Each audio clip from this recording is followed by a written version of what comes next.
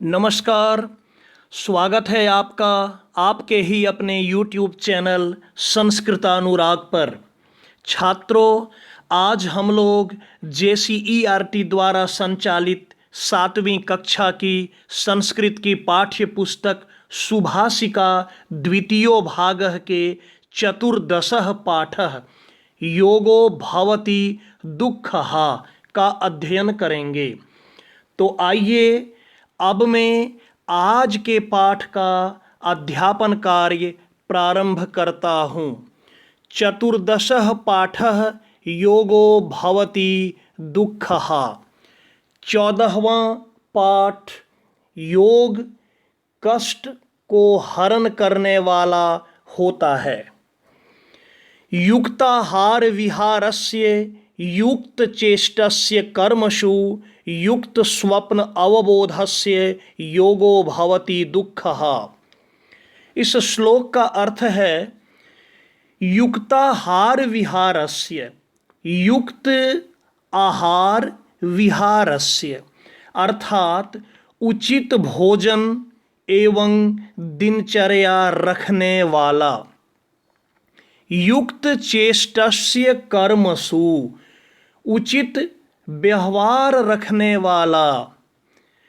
युक्त स्वप्न अवबोधस्य, युक्त स्वप्न अवबोधस्य उचित समय पर सोने एवं जागने वाला।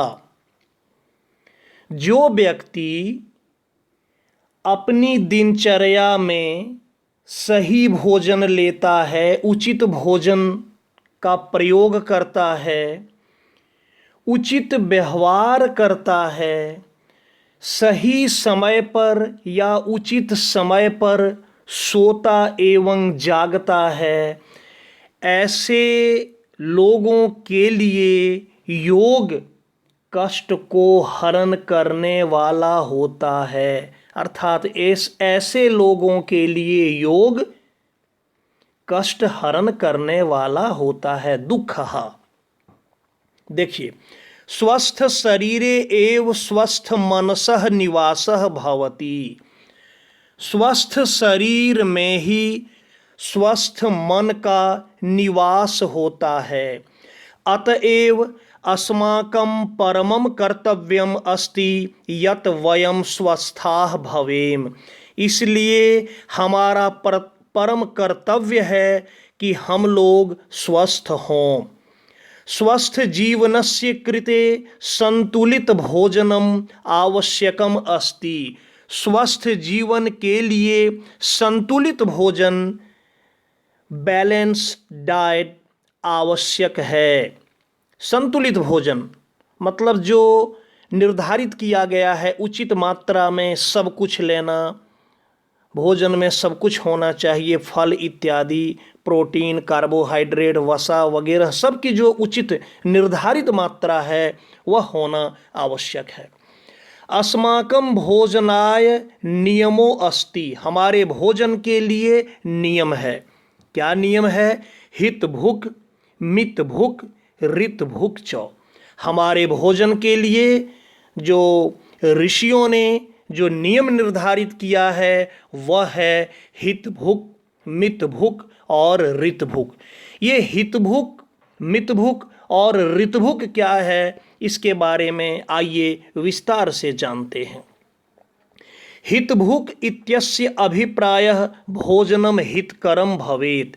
हितभुक का अभिप्राय यह है, इसका अर्थ यह है कि हमारा भोजन हितकारी हो, हमारा भोजन ऐसा हो जो हमारे शरीर को लाभ पहुँचाए। अर्थात प्रतिदिनम शुद्ध शाकाहार युक्तम भोजनम करणीयम। अर्थात प्रत्येक दिन शुद्ध और शाकाहारी भोजन करना चाहिए। मितभुक इत्युक्ते यावत बुभुक्षा अस्ति ततः अल्पमेव भोजनीयम। मित भुक, मित का अर्थ होता है थोड़ा, भुक खाना, भोजन। मित भुक का अर्थ है कि यावत बुभुक्षा अस्ति, जब तक भूख नहीं लगे तब तक भोजन नहीं करना चाहिए, और जब भूख लगे तभी भोजन करना चाहिए। और कितना करना चाहिए? अल्पमेव, थोड़ा भोजन करना चाहिए। मित अर्थात थोड़ा कम भोजन करना चाहिए। हितकरम अपि अधिकम भोजनम हानिकरम एव भवति। पहले कहा हितभुक, तो इसका अर्थ ये नहीं कि हितकारी भोजन अधिक मात्रा में कर लें, नहीं। हितकारी भोजन भी यदि अधिक मात्रा में किया जाए तो वह भी हानिकारक होता है।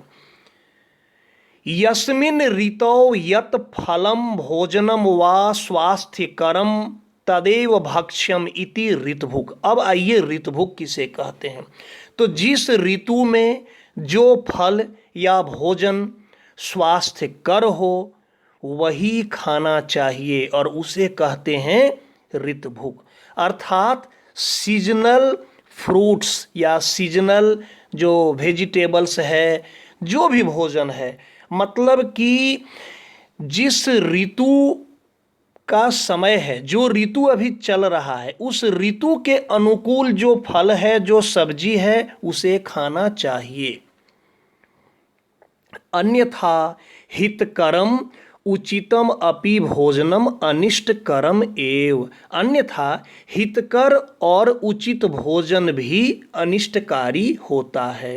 अनेन प्रकारेण स्पष्टम अस्ति यत् भोजनम प्रति पूर्णतः अवधानम आवश्यकम।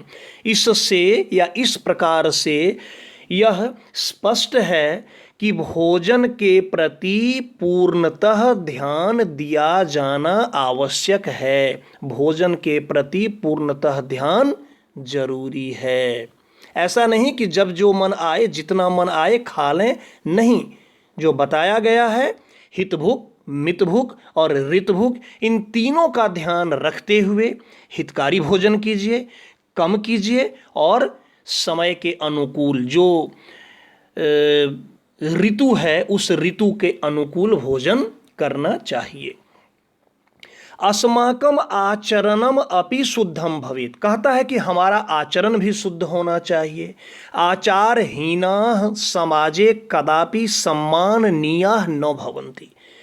आचार से हीन, आचरण से हीन अर्थात कैरेक्टरलेस, चरित्रहीन व्यक्ति समाज में कभी सम्माननीय नहीं होता, कभी वह सम्मान को प्राप्त नहीं करता। बच्चों, यहां तक कहा गया है कि आचारहीन व्यक्ति को वेद भी पवित्र नहीं कर सकता है। आचारहीना न पुनन्ति वेदा, वेद भी उसे पवित्र नहीं कर सकता। तो आचरणहीन व्यक्ति जो है समाज में कभी सम्माननीय नहीं होता है। छात्राणाम कृते तु ब्रह्मचर्य पालनम अत्यावश्यकम भवति। छात्रों के लिए तो ब्रह्मचर्य का पालन अत्यावश्यक होता है। ब्रह्मचर्येन स्वास्थ्यम एकाग्रता सहिष्णुता ओजः इत्यादयः सद्गुणाः वर्धन्ते। ब्रह्मचर्य से स्वास्थ्य में एकाग्रता, सहिष्णुता, ओज इत्यादि सद्गुण बढ़ते हैं। वयम सदैव निज कर्मसु सचेष्टिताः स्याम। हम लोगों को अपने कर्मों के प्रति हमेशा सचेष्टित होना चाहिए, जागरूक रहना चाहिए कि हमारा कर्म अच्छा हो। स्वस्थ जीवनस्य कृते समुचिते समये शयनम तथैव जागरणम च आवश्यकम अस्ति। स्वस्थ जीवन के लिए उचित समय पर सोना और उचित समय पर जागना आवश्यक है। प्रातः काले सूर्योदयात् प्राक जागरणम स्वास्थ्य वर्धकम भवति। प्रातः काल में सूर्योदय के पहले जागना स्वास्थ्य वर्धक होता है। योग शास्त्रस्य प्रणेता महर्षि पतंजलि अष्टांग योगस्य मार्गम दर्शितवान। योग शास्त्र के प्रणेता महर्षि पतंजलि अष्टांग योग का मार्ग दिखाए हैं। क्या है अष्टांग योग? यम नियम, देखिए दिया है, यमः नियमः आसनम प्राणायामः प्रत्याहारः धारणा ध्यानम समाधिश्च। ये अष्टांग हैं। कौन कौन? यम, नियम, आसन, प्राणायाम, प्रत्याहार, धारणा, ध्यान और समाधि। ये योग के अष्टांग हैं। एतेषु आसनेः प्राणायामेन च उत्तमं स्वास्थ्यम लभ्यते। इसी आसनों से, इन्हीं आसनों से और प्राणायाम से उत्तम स्वास्थ्य प्राप्त होता है। शौचादि क्रियातः निवृत्ति अनंतरम योगः करणीय। शौच इत्यादि क्रिया से निवृत्त होने के बाद योग करना चाहिए। योग कब करना चाहिए? तो शौचादि क्रिया से, अर्थात पेट को साफ कर लीजिए, शौच चले जाइए, उससे निवृत्त होकर योग करना चाहिए। योगाभ्यासेन वयम उत्तमम स्वास्थ्यम प्राप्नुमः। योगाभ्यास से हम लोग उत्तम स्वास्थ्य को प्राप्त करते हैं। इंद्रिय जय पूर्वकम सावधानतया एकाग्र मनो भूत्वा यह स्वकार्यम करोति वस्तुतः स एव योगी। इंद्रिय जय पूर्वकम, इंद्रियां जो हैं, 5 ज्ञानेंद्रियां हैं, आँख, कान, नाक, जीभ और त्वचा। तो इंद्रियों पर विजय प्राप्त करना, इंद्रियों को अपने अधीन करना। तो यहाँ कहा इंद्रिय जय पूर्वक, अर्थात इंद्रियों को अपने नियंत्रण में रख के सावधानतया, सावधानी पूर्वक, एकाग्र मनोभूत्वा, एकाग्र मन से, ये नहीं कि आप अपना काम कर रहे हैं ध्यान कहीं और है, नहीं, एकाग्र मनोभूत्वा यह स्वकार्यम करोति। जो व्यक्ति अपना कार्य करता है वस्तुतः स एव योगी, वस्तुतः वही योगी है। सह योगी द्वंद्व रहितो भवति। वह योगी जो होता है वह दुविधा से मुक्त होता है, अर्थात उसके मन में कभी किसी तरह की दुविधा अर्थात कन्फ्यूजन नहीं रहता है, कोई भ्रम, कन्फ्यूजन ये सब नहीं रहता है। अतएव स दुख रहितः अपि भवति। इसलिए वह दुख रहित होता है। तदेव उक्तम अस्ति, इसलिए कहा गया है योगो भवति दुःखः। योग जो है वह क्या है? कष्ट को हरण करने वाला है, दुख को दूर करने वाला है। तो बच्चों ये था आज का पाठ। अब देखिए अभ्यास में सबसे पहले शब्दार्थ दिया हुआ है, तो इन शब्दार्थों को आप ध्यान से देख लेंगे। अब आते हैं प्रश्नोत्तर में। तो सबसे पहले है एक पदेन उत्तरत, एक पद में उत्तर लिखना है। तो स्वस्थ मनसः कुत्र निवासः भवति। स्वस्थ मन का निवास कहाँ होता है? इसका उत्तर होगा स्वस्थ शरीरे। आचारहीनः कुत्र सम्माननीयाः न भवन्ति। आचरणहीन व्यक्ति कहाँ सम्माननीय नहीं होते हैं? तो समाजे। तीसरा प्रश्न है वयम केषु सचेष्टिताः स्याम। हम लोगों को किस चीज में सचेष्टित होना चाहिए? तो निज कर्मसु, अपने कार्यों में, अपने कर्मों में। वयम केन उत्तमम स्वास्थ्यम प्राप्नुयाम। हम लोग किस चीज से उत्तम स्वास्थ्य प्राप्त कर सकते हैं? इसका उत्तर लिखिएगा योगासनेन। उसके बाद तीसरे प्रश्न में कह रहा है आम अथवा नो, हाँ या नो, यह सही है वाक्य या गलत है? तो आम सही है तो गलत है तो नो।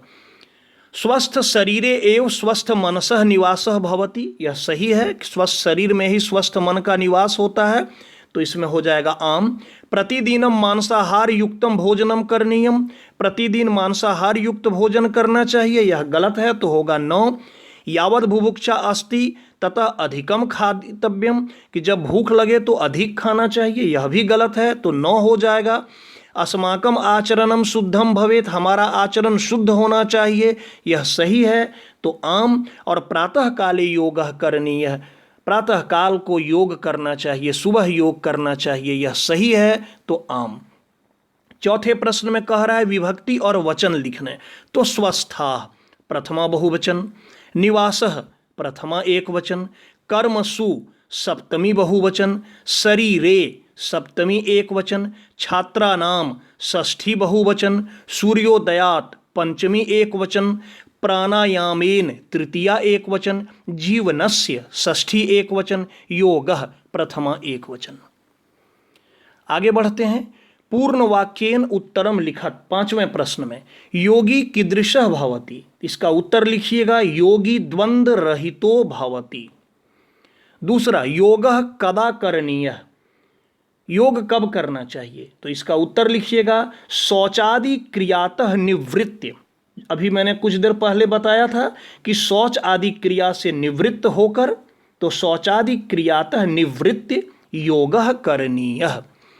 स्वस्थ जीवनस्य कृते किम आवश्यकम, स्वस्थ जीवन के लिए क्या आवश्यक है, तो समुचित लिखिएगा स्वस्थ जीवनस्य कृते समुचिते समये शयनम जागरणम च आवश्यकम अस्ति। स्वस्थ शरीरे कस्य निवासः भवति, स्वस्थ शरीरे स्वस्थ मनसः निवासः भवति। भोजनं प्रति किम आवश्यकम, भोजनं प्रति पूर्णतः अवधानम आवश्यकम। आगे बढ़ते हैं। अब कह रहा है प्रश्न निर्माण करने, तो प्रश्न निर्माण में पहला में स्वस्थ शरीरे स्वस्थ मनसः निवासः भवति, यहाँ लिखिएगा कुत्र स्वस्थ मनसः निवासः भवति और प्रश्नवाचक चिन्ह। दूसरा में स्वस्थ जीवनाय भोजनम आवश्यकम, तो लिखिएगा स्वस्थ जीवनाय किम आवश्यकम और प्रश्नवाचक चिन्ह। तीसरे में अस्माकम आचरणम शुद्धम भवेत, तो लिखिएगा केशाम आचरणम शुद्धम भवेत। और अंत में योगः भवति दुःखः, तो कः भवति दुःखः। 7वां प्रश्न में समुचित मेल करना है, मैचिंग करना है, तो हितभुक यह हितकरम भोजनम करोति। दूसरा है योगः, तो इसमें कीजिएगा दुःखः भवति। उसके बाद है स्वस्थ भोजनम, इसमें कीजिएगा स्वस्थ जीवनाय आवश्यकम। उसके बाद शुद्धम अस्माकम आचरणम भवेत और व्यायामः प्रातः काले करणीयः। 8वां में कह रहा है मंजूषा से उचित शब्द चुनकर खाली स्थान को भरना है, तो आचारहीनाः समाजे सम्माननीयाः न भवन्ति। दूसरा में है ऋतोः अनुसारम भोजनम कर्तव्यम। तीसरे में भोजनम सदा उचित मात्रायाम करणीयम। घ नंबर में हो जाएगा। चौथा में योगो दुःखः भवति और अंत में है खाली जगह, तो यहाँ हो जाएगा योगी द्वंद्व रहितः भवति। तो बच्चों ये था आज का पाठ और उसका अभ्यास कार्य, बड़ा ही रोचक, बड़ा ही अच्छा पाठ था। तो प्यारे छात्रों, अगर आपको मेरा यह वीडियो पसंद आया हो तो कृपया इसे आप लाइक, कमेंट एवं अपने मित्रों के बीच शेयर करके मुझे प्रोत्साहित करने का कार्य करें, ताकि आगे आपके लिए मैं और भी बेहतर एवं उपयोगी वीडियो बनाने का कार्य करता रहूं। साथ ही मेरे इस चैनल संस्कृतानुराग को यदि आप अब तक सब्सक्राइब नहीं किए हैं तो इसे आप अवश्य कर लें। अपने मित्रों को भी सब्सक्राइब करने के लिए कहें एवं नोटिफिकेशन को भी ऑन कर लें, ताकि मेरे द्वारा इस चैनल पर अपलोड किए गए प्रत्येक वीडियो की सूचना सर्वप्रथम आपको प्राप्त हो जाए। तो आज के लिए इतना ही। सभी बच्चों को बहुत बहुत धन्यवाद।